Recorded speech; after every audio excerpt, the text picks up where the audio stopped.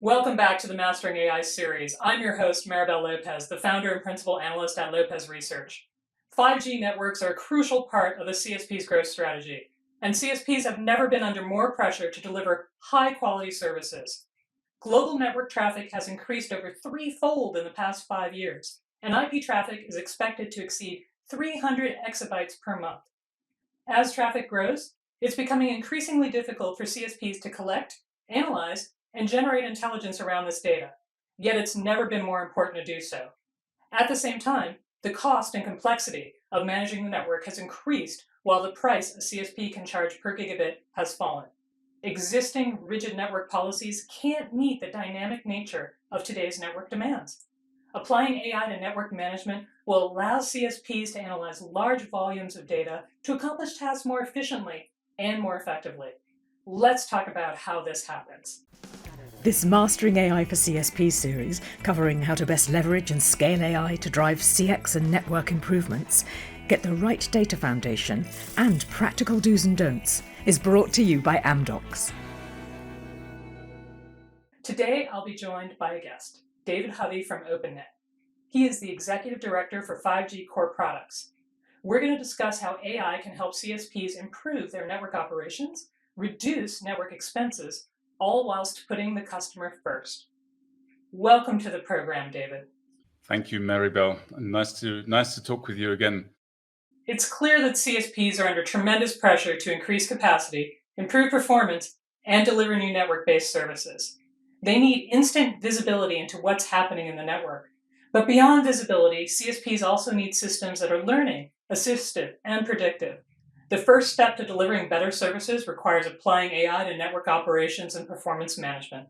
Let's start by discussing the changes that can make this happen. David, we've always had network management and network optimization tools. What does AI give us today that we didn't have before? Yeah, so it's a good question, Maribel.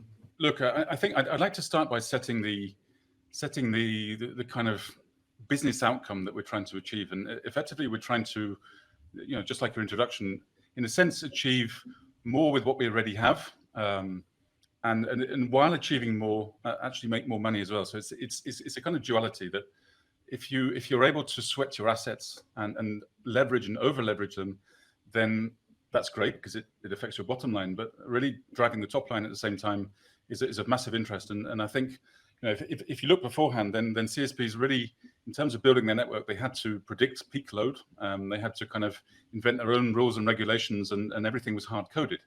And I think really the introduction of AI allows this kind of smart prediction of effectively network function load. As we move into 5G, we've moved to the terminology of network functions. No more boxes anymore; they've all gone. And really trying to drive that understanding and prediction on a macro level, so it's a network-wide or a segment within the network, a slice, for example, and even user-specific real-life performance. So there's nothing hard-coded anymore. It's a very, very volatile environment. And really, the introduction of this AI can effectively predict and mitigate potential issues, things that are not visible to the human eye, if you like, from an operator perspective. And really, this is all about putting the customer experience first.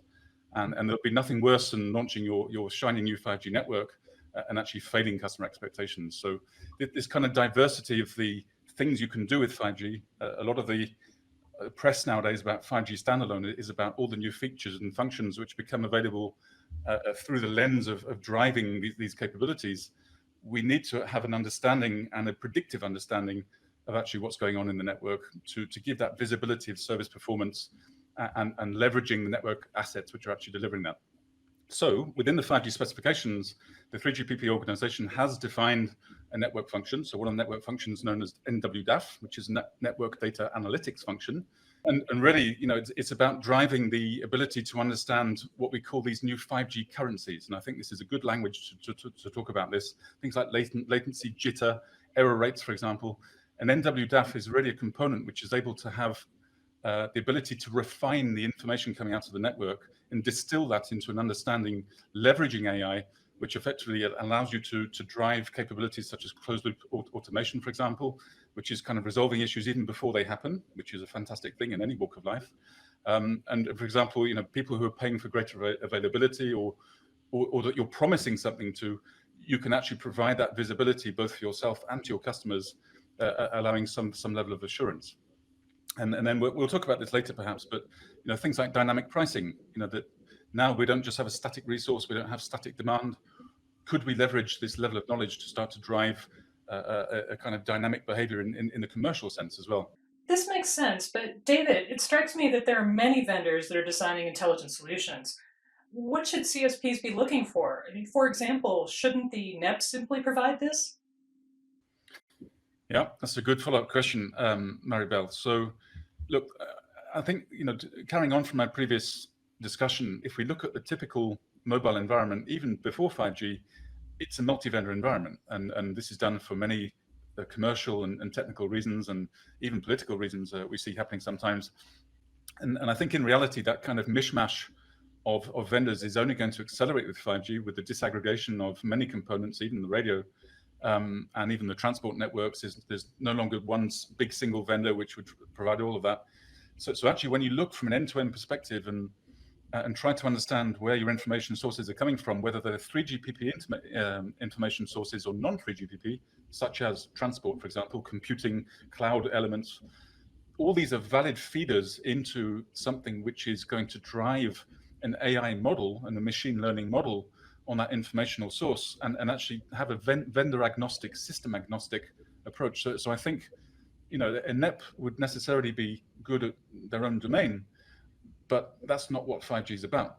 And 5G truly is about a multi-domain, multi-vendor, service-based, effectively, architecture, which can morph and change and will morph and change. And I think that, again, is where our view is that the approach behind this model no longer fits to a traditional NEP approach, which is driving a kind of one-stop shop, radio 3GPP only access network. And I think that's really where the ability to focus on driving down costs and driving up business is really the interesting place to look from.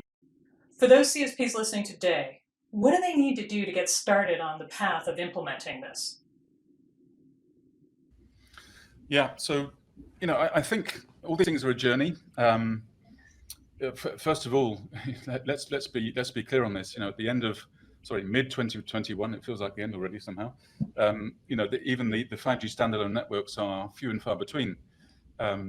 So the very fact of not having a network seems a little bit prescient on why would we have an NWDAF if we don't have a network yet? So clearly there's some sequencing there. I do think the early introduction of the NWDAF is of fantastic importance, not just because you'll get great benefits straight away. I'm not sure the benefits will be immediate and massive, but I do think the kind of culture change and the operational model and the understanding commercially of what becomes possible through the action of having this information and these machine learning models in place, there are not many skills on the market which are necessarily machine learning strong, and I think therefore the kind of learning on the job aspect would be very interesting.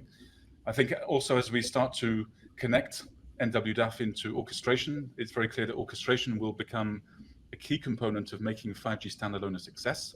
That the whole point of slices and the ability to modify attributes across the network, reallocate spectrum, do all sorts of really interesting things in the network, has to be driven by machines, and those machines are called orchestrators and orchestrators of orchestrators. I think having an early connection between NWDAF and this rapidly evolving world to instead of having a fixed network, have a predictive and self-learning network, I think will be a great benefit as the takeoff and adoption of 5G standalone effectively hits its hockey stick curve. I don't think it's worth waiting until then. In many senses, I think there'll be too much learning and too much flux already happening to introduce at that stage. So I think, pragmatically, really understanding how the quality of experience can be driven through this model, even at an early stage, is of great benefit from both a human perspective and from a strategic perspective. Thank you, David, for your descriptions on how AI can help CSPs more effectively manage the network and unlock new opportunities. And thank you to the audience as well. And we look forward to sharing more information with you in our next Mastering AI session. This Mastering AI for CSP series, covering how to best leverage and scale AI to drive CX and network improvements, get the right data foundation, and practical do's and don'ts, is brought to you by Amdocs.